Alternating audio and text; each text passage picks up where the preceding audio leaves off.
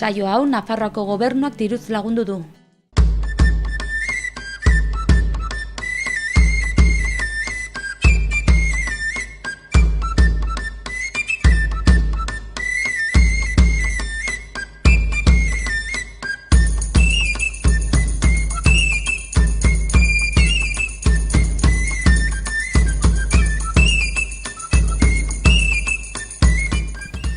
Kaixo eta ongi etorriak beste egun batez zur eta lur saio honetara. Gaurkoan lehenbiziko atalean Gartzainera joanen gara, Sat Andalorreara, eta bertan Asier Azurmendi albaiterurekin, albaikideko albaiteruarekin, badakizue Ikuiurretan bi aretxe sortu berri dire, fecundación in vitro teknikarekin, eta berak Asierrek azalduko digu proiektu honen nondik norakoak.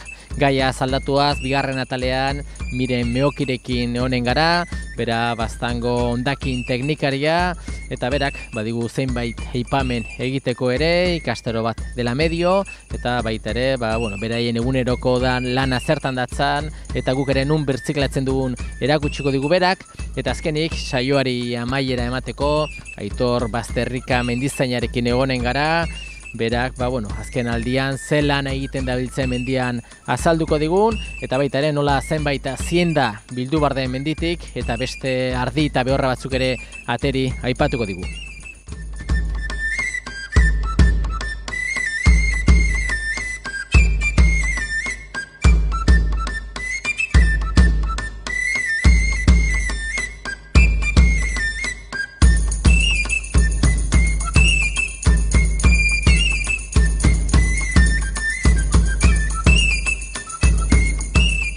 Saioaren hasieran esan bezala, lehenbiziko atal honetan Gartzainera etorri gara, Sat Andalorrean gaude, ikusten duzu gure gibelkaldean esneko behiak badirela, eta nire ondoan Asier Azurmendi, bera albaikideko albaiterua, eta zertaz etorri garen bertara, badakizue orain dela berriki, Nafarroan albiste izan du da, bertan bi aretxe sortu dire, fecundación in vitro deitzen den teknikarekin, eta guzti honen errudunetako bat Asier bera dugu, eta Asier, zuk kontatuko diguzu bekio nola izan du da historia edo noiz hasi zen hau dena? Hau hasi zen ganden urtean lortu ginen proiektu bat iteko Nafarroko gobernuko diru laguntza batekin, Nafarroko unibertsitateakin, publikoakin, eta investigazio horren barne zen in vitroko embrionak atratzea. Eta pixket hemen ibiltzen direia embrionekin lanean, gaten dute urte batzuk, gurekin lanean embrionekin eta hola, in vivo direnak, baina in vitro ezkin nuen proba, eta behi bat ona genetikoki frantzitik ekarri eta hil barzen, eta orden probestu ginoen ovarioak atratzeko, proiektuan barne sartzeko, probaiteko abertzen atratzen zen. Orduan, jendeak jakiteko fecundación in vitro deitzen delikan, zer da, zertan datza? Hoi da, berez, da fekundatzia in vitro laborategian, ez? Da, kentzen zaie folikuloak, obozitoak, maduratzen dire laborategien, inbiarrian behian, eta gero semenakin elkartu, eta dena itea prozesua laborategi batean, aratzia, zazpieguneko aratzia sortzia. Ez da aratzia, baina, hoi da pixket in vitro. Iten alda behian edo laborategian. Eta, kasu honetan, laborategian nintzen? Bai, oraingoz, laborategian ez dago sobera tema hau ez dago arrasoan gilandu, eta horren buruen egara pixket guiten investigazionak, eta, Bai. Hori da, orduan alde batetik baduzu ere Nafarroko Unibertsitate Publikoaren laguntza bezala, ez pixua beraiek ere hortan ez egite aztertzen ari dire? Bai, eskatu ginen konbenio kolaborazioan bat beraiekin interesatuak zauden, eta gote laborategian eta materialak, eta pixket bien artean guiten dugu lana kanpoko arten aldena, eta gero beraiek iten dute laborategiko temak eta pixket hor, elkarlanean. Espentsa bazen ongi ateriko zela edo bazen bere arrisku ere? Bai, arrisku beti dago. De hecho, hau izan zen azkeneko proba, eta izan dugu frakaso haunitz, eta hau izan zen justo azkeneko proba, azkeneko ekainan jaitsi bar zuten unibertsitate hau dakota, eta izan zen azkeneko bala egin ginuna, eta ongi atrazen. Bai. Bi aretzez sortu dire, aratzeak arazorik gabe? Bai, beraiek bakarrik, errantzaten jonek pixke lagundu ziola bigarrena sortzen, baina, arazoi gabe, eta ez dire malformazionekin, eta dena arrazongi atra da. Honek ordune etorkizunari begira ate asko irekitzen ditu, pixka bat lantzen aldagigo. Bai, oraindik ez dakigu, inorek ez dakin, horrein iritsiko den tema hau, da tema dagoela nahiko momentuen, eta, bueno, maten du hortik segitu bardola pixket genetikak, eta azkenean behiei produktibitate gehiago atratzeko aratzen kontuta, bai, maten du hortik gago dela embrionen kontutik pixket ere bai. Gero ezagit, behiak ez du sufritzen? Ez, bueno, kasunten behia hiltzen, baina, bueno, gero badire teknika berriak direla, hoi emakumetan egiten da, punzion folikularrak direla, aspiratu eta horreztu deus sufritzen, egiten zaio aspiratu obozituak eta eromaduratu universidade laborategien edo, baina prinsipioz ez du sufritzen. Bueno, kentzen zaizkiolikan biziridelikan, hori beste gai bada, ezagite etorkizunan egiteko asmoa duzuen? Bai, orain inbar dugu proiektu berri bat eskatu dugu ere bai unibertsitateakin berriz, eta prinsipioz mandakute, eta berda pixke bideratue hortik, igual aspirazioarekin, eta ja pauso bat aurrera eta obozituak bitrifikatu, eta bueno, pixke bertze linea batean, baina beti erlazionatue tema honekin. Izugarria da, ez, nola genetika nola aldatzen ari den, nola bilakatzen ari den, eta bueno, sinestezin, ez, orain dela zuk iguiutan topatuko zu adindua den jendea, eta historio kontatzea, zerren duzuen eta zertan zabiltzaten, harrigarria, ez? Bai, batzu sonatzen dira bizke, ertaldera txino, zola aten du gezurre dela, baina, bueno, orain gaur egun italdire gauzoiek, eta, bueno, segun zelekuten ere bai, gehiago iten alda, hemen, gaude bizke murriztuek gure teknologiara, baina, bueno. Zuentzat ere albaikiderentzat, aurrera pausu garrantzitsua, kanpora begira ere, gauza oso teknikoa eta etorkizun horti dator ere. Bai, errandatzuten bezala, ezin da jakin, inoiz, leheno atrazeleik inseminazioa artifiziala ere izan zen kriston revoluziona, eta orain maten du hau ere bai dela gauz betola, eta gu beti gara genetikakin lan egin du enpresak betitik, eta beti interesatu izan zaigu egotea horralik eta aurreren gauza hauetan. Ez egite koste aldetikan, etorkizunean eguneroko gauza bilakatzen baldin bada, koste handia izan luke? Orain txeberian, bai, kostia eta ero lana, ze gero teknikak azkenean ez da, ez da deskongelazion direkta hartan zion asemena ezala, behar dauzu jende kualifikatue, lupak, mikroskop, dire likido batzuk, desbitrifikatzia da prozesu bet, eramaten duena bere lana eta ezin du zeinekin, eta pixket komplikatu, baina teknika guztia zela oraindik berra da hobetu eta landu eta... Eta beti ere behar du izan, behi bat, pena merezi dula, ez? Olako kostu bat edo olako gastu bat, ez? Bai, printzipioz, intentzioa da, behi genetikoki onak diren behiak saiatzeko konserbatzen, eta gero ere bai izaten alda teknika bat arraza mantentzeko, ez? Azkenean raza batzuk gaten dire galtzen eta obozitoiek bitrifikatuz, eriten aldire banko bat obozituena, raza horrena, gero urte batzutara edo lantzeko eta embrionak atratzeko eta pixke mantentzeko izaten aldu ere bai. Obozitoiek mantentzeko modua, kongelatuak, bermea ze iraupena izaten aldu? Iraupenan ez dakit, eske da bertze ez da kongelatu, da teknika berri bet, berri, jagaten dute urteak, baina da modu bakarra iteko, eta hori alda urte haunitz. Hor nitrogenoa sartu ez, palin bada aldatzen medioa eta ez palin bada deuspasten, egot alda demora haunitz bai. Orduan, pixe bat ikuiluetan etorkizuna lortzeko, kalitatea genetikoki, badugu beste teknika berri bat. Bestela ez dakit, zure kasuan, Asier, zu batipat esneko behietan ibiltzen zara, ikuiluetan edo? Bai, esnea eta aragire, bai. Baztan ultzama, zonalde hemen, iparraldean, bai. Eta, nola ikusten duzu, nola giratzen diren ikuiluak, geroz eta genetikoki hobeak direla garbi da, ez? Bai, pixket hortara dago dena bideratu orain, efizientzia, ez? Saiatzen zara, behi hobeak izaten, esne gehiago ematen dutenak, eta pixke genetikoki prestatuek, denean bezala, dena gaten da azkenean hobetzen eta ez, harpatzen perfekzioa albalima da. Aziak ere albaikidek zuek aziak saltzen dituzue, alde hortatikan, beraiek batipat inseminatzen du edo zueri ere suertatzen zaizu egitea? Hemen jonek berak iten du. Baina, baztanen ez da normalena. Badira beltzainak iten dutela beraiek, baina beltzatzuk, bautena behi gutita hola ez dute ikasi edo, guk iten dugu bai. Baina hemen beraiek.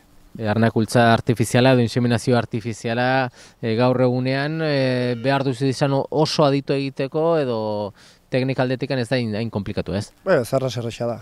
Ez du zerbait mekanikoa eta pixket behar dire azia ibili deskongelatu ongi eta pixket errespetatzen nola, baina ez du... Bakarri, alde batetik normala da, ez? Abeltzain berari pixka bat bildur hori ematea, diru bat gastatzen ari naiz hemen nahi dut ongi ernaltzea eta behar nire errugatik ezen ernaltzen. Bai, pixket hori da beldurre edo izaten alda. Edo behi haunitz ez palin badu, azkenean ez du praktikaik edo eta orden, sortaz baino... Azien kasuan ere, ernakuntza artifiziala hasi zenetik gaur egun arte, azien prezioak esaten aldu, pixkote hazi arruntak edo egunero ibiltzen direnak, bai merketu direla, ez? Izan du da gauza bat, eskuragarri den prezioa dela ja, ez? Bai, eta orain gaur egun, en parte, embrionen produkzionakin eta atratzen dira urtero zezen andana bat, ez? Eta da, kompetentzia da, orain prezio merketan lortzen alduzu zezen batzuk leheno zirela impensable. Eta zezen honak pagatzen ziren astokeriak, eta orain, beti izango dire zezen batzuk, ez? Hola, elite direna, baina normalki prezio honetan arpatzen dira zezen arrasonak ere. Gehiengoak orduan inseminatzen du, ikusten duzu oraindik badirela ikuiak non zezenak bizirik mantentzen dituzten. Bai, hemen baztanen haunitz, haragikoek eta izate dute bere zezena, eta esnezko batzuk ere beti izate dute zezenen bat ernaldu ezin diren behien dako, eta pixket ere bai izaten da bai. Baina, azkenean badakigu ez, aldatzen ari dela sektorea, ekoizpen aldetikan asko eskatzen da, kantitatea, kalitatea ere, eta horrek exigitzen du, bai behiak eta bai zezenak, balik eta hobekienak izateaz. Bai, errandatzuten bezala azkenean da efizientzia.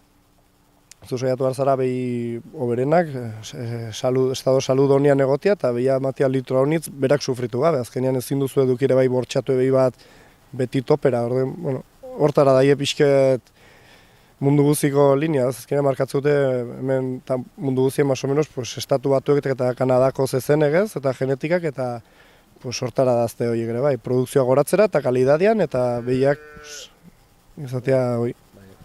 Azken ikerket hori martxan jarri duzuela aipatu duzu, beste proiektu bat, proiektu hori asmenta hasi berriak zarete, noizko data batzu jarri dituzu, noizko pentsatzen duzu gauzatzea? Printzipioz, ja hasi bargara orain, lanean oraindik ez dugu, behar dugu bilera batzuk eta hala, unibertsitatearekin pixke finkatzeko pautak eta hala, baina asteko ja hasiko gara. Pixke da, hau da, pixke desberdine, baina beti linea hortan perfekzionatzera teknika eta...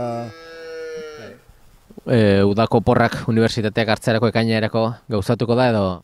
Hau da luzexago, unek 2 urte iraungo du. Bai, ni uste 2019ko martxoa edo aprila arte zaitongi, baina bai, honek iraungo du gehiago. Orduan ere, hurbilduko gara zuen gana, ea nola joan den, eta ea arrakastatxua den hau bezala ez? Bai, espero du baietz, konfiantza bat dugu, ni uste jende kualifikatu garela, eta dugu embriologo bat ere bai ona dela beraitzen da, humanan ez, baina, pixka trasladatzen teknikak abeltzain mundura, eta ni konfiatu nago, ni uste zerbait atrako dugula. Horrela izan dadila, eta zueri ere, albaikideko ere, zoriondu, egiten duzuen lanagatik, eta ondo segi, eskerrik asko. Bai, berdin zuei.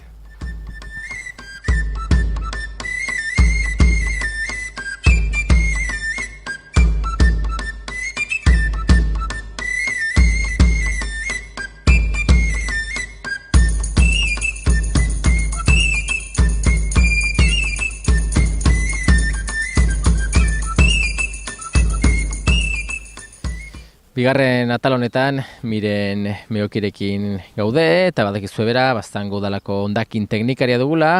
Eta Miren, beti ere jendea kontzientziatzen saiatzen zarete, baina beti ere bada despistaturen bat, edo arduragaben bat, gauzak ez dituela ongi egiten, eta hasteko behar bada pixka bat, aipatuko dugu, hor badela arazo handi bat, hondakin edo traste handiekin, jendea badirudi batzuk nahi duten lekuan uzten dituztela, ez? Bai, saiatzen gara informazioa ematen eta zerbitzuak, ditugun zerbitzuak jendeari alik eta eskura jartzen, baina horraten duzuna mundu guztiak ez ditu behar bezala erabiltzen, eta batzutan izaten alda ez jakintasunagatik, baina bertzea honitzetan ikuste utzikeriengatik dela. Eta azken aldien ikusten nahi gara kontenedore puntuetan agertzen direla traste handei haunitz sobera. Eta hau ez da hau ez da traste hau eman bertzaien bidea, eta hau gaizki erabiltzen duenak, kalte egiten dio bai zerbitzuai berai eta bai gainerako herritarrei ere. Bai. Horrek badu trastoiek badute beste ibilbide bat, beste prozedura bat, eta hasi beharko zen dena dei bat eginez, ez? Hoi da, badugu etxez etxeko zerbitzu bat, traste handiek dituen edonork, bai traste horiek ongi badaude eta gaizki badaude ere, badago bilketa bat. Orden ez da telefonoz deitzea bertzerik eta datuak hartuko dazkigute eta gure etxera etortzen dire traste horien bila. Ez dago arazoik etxean ez bagaude edo adosten aldugu telefonon bertzealdean dagoen horrekin eta pasako dire bila uzten aldugu etxe azpiko aldean jakinki noiz heldu diren, bezperan uzten alditugu edo ez dago arazorik alde hortatik. Orden dei bat egite bertzerik ez da eta gure etxera etortzen dire bile. Hoi egiten ez badugu, jendeak ez dakit komodidadez, utzikeriz edo, haunitzetan uzten ditu kontenedore puntuetan traste hauek, eta horrek zikintzen ditugu puntuak, zikintzen ditu herriak, eta gainera baldintzatzen du nolabait zerbitzua ere. Azkenean etxez etxe ibili behar den zerbitzu horri gehitu behar badio, kontenedoretan bildu behar dituzten traste handi horiek, gainezka egiten dute eta antolakuntza hausten zaiera bat. Bai. Ez egite eskura bauzun telefono zenbakia, bazpare gogoratzen aldiegu edo? Bai, da 6 0 lau bort, 7 3 lau. Dena den, zalantza bali maditu norbaitek edo momentuan telefonoa ez bali madu, udalera deitzen aldu, hondakin sailetik etxe guzietara urte hasiera manatzen den egutegian ere agertzen da, eta non nahi harpatzen aldute telefonoi. Bai. Espero du berriz ere elkar topo egiten dugulikan, afera hori moldatua izatea, eta pixka bat jendeari informazio gehiago emateko, badituzue Birzikaplen etxola berriak, ez? Zer bada berria hortikan, ez? Bai, patu dugu bigarren Birziklapen etxola garbigune txikia deitzen diguna baztanen, 2018an patu ginuen lehenbizikoa Elizondon, hor baztandarreneko kanpa inguru hortan, esne makina onduan, eta orai bigarrena patu dugu berriki Oronozen, Oronozko plazan. Hemen hondakin bereziak biltzen dire, orain arte, eta segitzen dugu baita ere herri-zerriko zerbitzu horrekin, kamioneta mugikor bat badugu hondakin berezi hauek biltzeko, baina ikusten dugu hau ez dela arras operatiboa, ez? Jendeak ordutegi zehatz bat du, hilabetean behin etortzen da, segun zerritara hilabetez behin, eta orduan uste dugu etxola hauekin zerbitzua hobetzen dela desente. Orduan bigarren bat patu dugu Oronozen, eta hondakin bereziak horratera ematen aldira. Oronoztarrak hasten aldira, ja. Tipa jendea jakiteko, pilatatik hasita dibidez, ez? Bai. Ze gehiago? Pilak, bateriak, bonbilak, fluoreszenteak, traste elektriko eta elektroniko txikiak, gasoila, olioak, bereziak diren hondakin horiek, ez, tratamentu berezia behar dutenak, eta etxola honek baditu gelatxo edo lehiotxo txiki batzuk, eta bakotxa markatua dago zer den sartu behar duguna. Ongi da, ez, eta askotan etxean baztertzen ditugu, eta joan behar dut botatzera, baina hor geratzen da denbora bat, aste bat, beste bat, eta kamionetan esperu non beharrean, beda leku finko batera joan, badakigu Oronotzen badugula beste leku bat, eta aprobetxatu hori badugula eta. Bestetik ere, egurra, kontenedore egurrantzako ere, hor ere, zuek ere pauso bat eman duzu, eta eskaintza hori edo aukera hori badugu ere, ez? Baita ere, ikusi izan dugu urteoketan, kaleko kontenedoretan agertzen dira agertu beharrez direnak, ez? Eta behar badat denendako ez ginuen irteera ikorai arte, saiatu ginen orai dela hilabete batzuk urte hasieran, batu zen kontenedore berezi bat embalaje plastikoendako, gehien bat komertzioi zuzendutakoa, eta datualde industrialdean, BM Gibeleko alde hortan, batu zen kontenedore handi hau. Hau da, embalaje plastiko transparente, baina handi hoien dako, hoi da. Eta horrek ongi funtzionatu zuela ikusita, horren patu dugu bigarren kontenedore bat kasu honetan egurran dako. Berdin, hau da komertziotako edo etxetako egurra botatzeko. Industrietako egurrak badu bertze bide bat, eta kasu honetan, onat botatzen alditugu, paleak, egurrezko frutakajak, ez dakit, mai bat, sila bat, holakoak. Eta kontenedore hau ere egurrarena dugu, Elizondo sarrerako poligonoan atzegaldean. Baita ere, BM Gibele alde hortan, bai.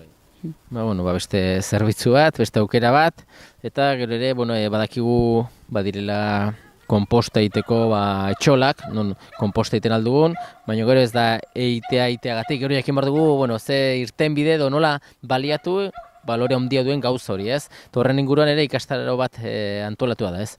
Bai, hori da, konpostakin ere bagazi aitzin, geroz eta famili gehiago dire hontar animatzen direnak, auzo konpostgune berriak patu ditugu aurten ere, eta bai, datorren asterako Nafarroko Unibertsitate Publikoak antolatu du ikastaro bat. Kasu hontan erraten duzun, azkenean ekonomia zirkularra zaitzen gara, eta klima aldaketari aurre egin behar digula, eta holakoetaz, hemen konposta egiten dugu gure biondakinekin, eta gero, arras importantia da, lortzen dugun produktu hori edo konpost hori erabiltzea, ez? Berriz ere lurrari bueltatzea, nekazaritzan eta lorezantzan eta erabiltzea. Eta ikastaro hau da pixket hortara bideratu, batzutan baditugu olako zalantzak edo segurtasun falta edo konpost hori biltzeko, eta handen urtean hemen unibertsitateak berak egin zuen ikerketa txiki bat Giltxaurdiko belai batean, pixket konpost honen eragina edo aztertzeko, eta hori jarraituz edo horri jarraipena emanez, egin dute ikastaro hau. Azkenean, helburua da erakustea etxean konposta egiten duen horri, nola erabiltzen alduen konpost hori gero bere loretan, bere jardinean edo bere baratzan. Eta ez egite lekua, eguna eta orduan, nun izanen zen? Bai, irailaren 30an izanen da, lagunbetakin, goizeko 9:00 2 orduetara izanen da ikastaroa, zati praktiko bat izanen du, lehenik aurkeztuko dituzte zenbait esperientzia, Euskal Herri mailan egin diren zenbait esperientzia, eta bigarren zatian eginen direia kasu praktikoak. Eta kasu praktiko horiek gero jendeak etxera eramaten halko ditu eta martxan patzen halko ditu. Berako Beralandeta kulturretxean izanen da, eta hasiera batean matrikula 30 eurokoa izanen da, bertan emanen diren materialak eta ordaintzeko. Baina errana duten norbaitek diru arazoak edo bane baditu ez dela problemik izanen, hori solastea izanen dela. Eta Nafarroko Unibertsitate Publikoko udako ikastaroa da. Beraz, beraien web orrian edo telefonoz egiten alda inskripzioa. Orduan, jende oraindik garaiz dago eta aprobetxatu ez, azkenean, ikasten den guztia ongi etorria, eta behin, konposta egiten dugun, konpost horri aliketa irtenbiderik hoberen eman, ez? Eta, zikloari zarete egisten, ez? Zuen esfortzu eta lanari esker, gizartea gehiago kontzientziatzen, gauzak ongi egiten, eta hori da behar duguna, ez? Hoi da, ziklo haundietan borobila dugu, zaila izteko, baina saiatzen gara, eta baliabideak ematen dire benpin, eta gero gure esku dagoia martxan patzea, ez? Oso ongi miren, eskerrak eman azalpen guzti hauek emategatik, eta berriz ere hemendikan denbora batera, berri gehiago daudelikan, elkartuko gara. Mila esker? Mila esker zuei.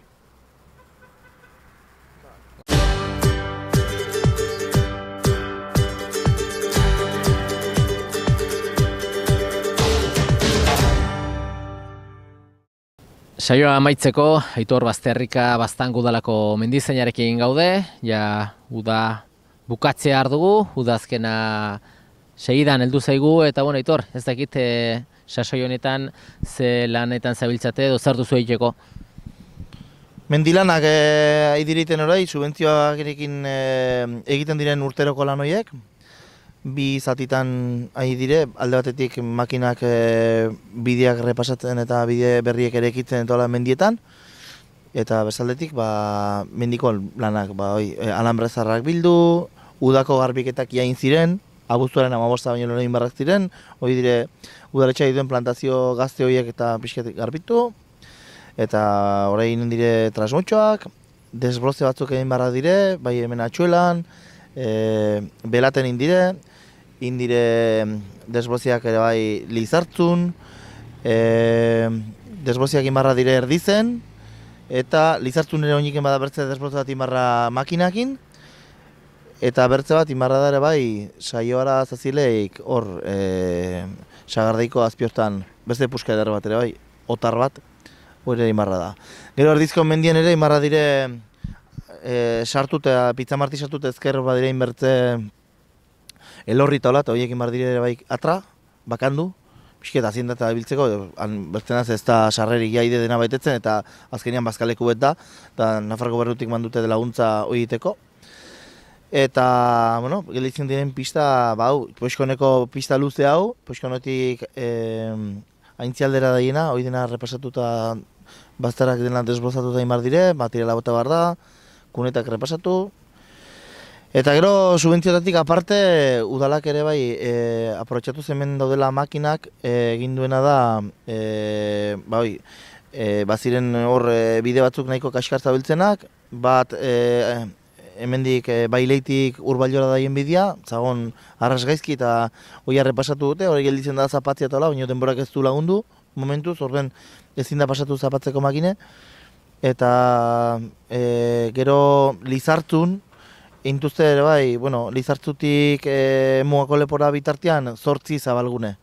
Lehenbizikoan Sastegien eta gero Lizartzun bertze bat, handik zintzurretan indute bertzia eta azkeneko bortzak intuzte zintzurretako plantazionetik Mugako lepoko kaskora bitartean, hor kotxeak zailtasunak zituzelako gurutzatzeko eta gibelka ibiltzeko eta arrisko handia da kriston aldapa duelako behiti eta lana bada nun nahi bai. Hori da, lan asko egiten dena, urtea pasatu ala, istanten udazkena eta gero negua etorreko zaigu, eta ez dakite haziendan kasuan ere, orain da tenoria pixo bat hazienda batzuk bildu, eta beste batzuk ateratzeko, ez? Konkretuki noiz izanen da, eta ze hazienda sartu da terinen da. Vale.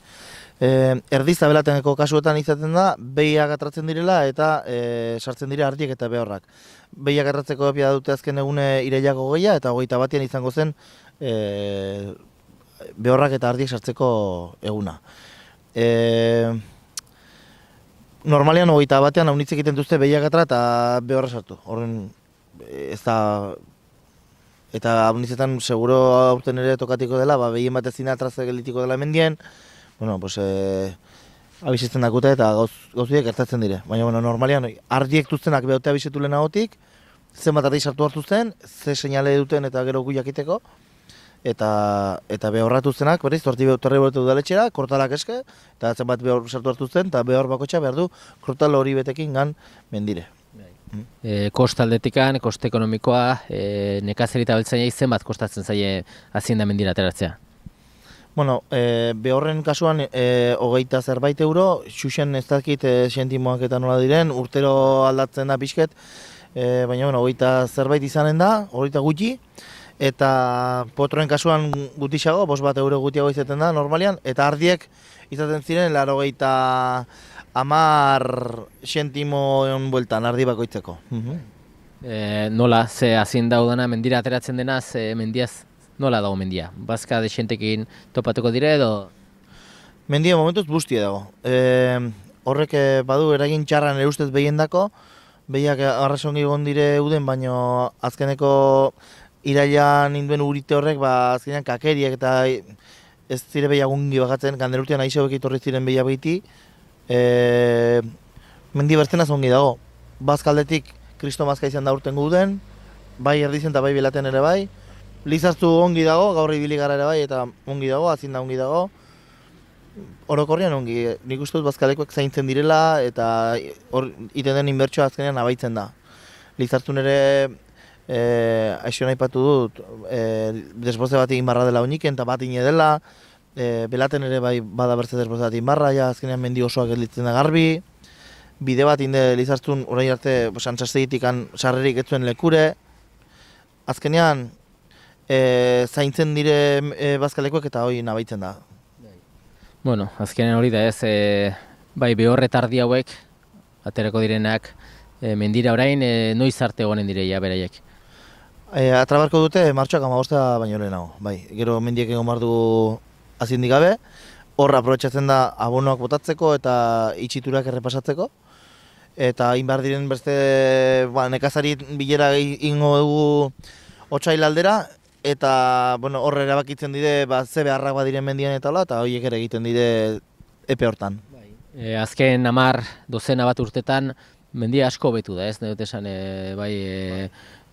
askak, pixka bat denetarik, dana ongi dago, prestatua dago ongi, ez? Bai, askak, hazienda biltzeko lekuek, desbroziak batez ere kriston desbroze pileiten da, itxiturak berritu ere egin dire, 10 urte dire erdi ez da belate gehiago, Lizartzu gutiago, 3 bazkalekuek itxitura ine dute berrie.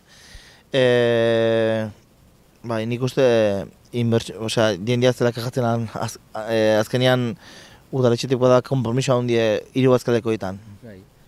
Buru kopuru aldetikan, sumatzen da pixkota ziende gutxi dagoela edo ez, jendea jarraitzen du izaten, eta ditunak eroz da gehiago.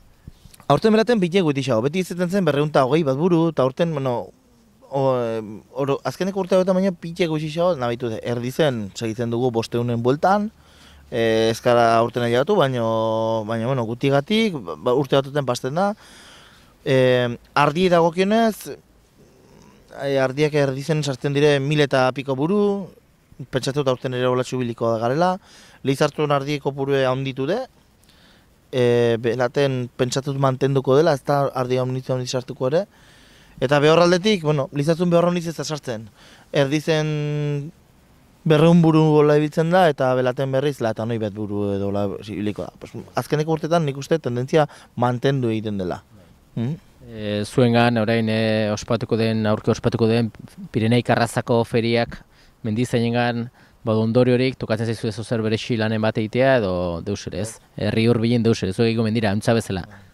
Guri tokatuko zaigu, baztandar gehienei bezala, egun hortan torri eta denborak laguntzen badu, familikoekin eta kupasten duzu errato batzuk, egun betez berdinen niri iruditzen zait arraspo egite dela, azkenean hor tortzen den hazienda ona delako eta nik uste hori denei gustatzen zaiela. Hazienda gustatzen ez zaienei ere gustatzen zaie hor eta beti ikusten duzu zezen handi bet eta beti txokatzen atzu, edo behi polit bet bere atxakin, da polite gero.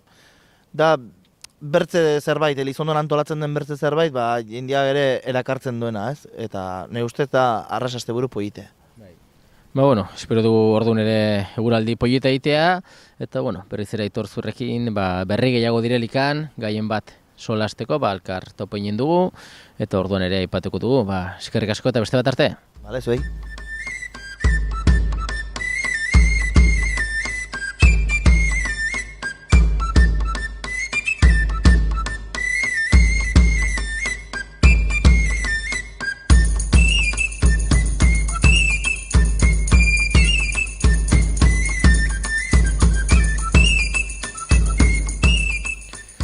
Besterik gabe, agur esateko ordua iritsi zaigu eta eskerrak emanez zuen arretagatik, gurtzen gara datorren saio arte. Ongi segi!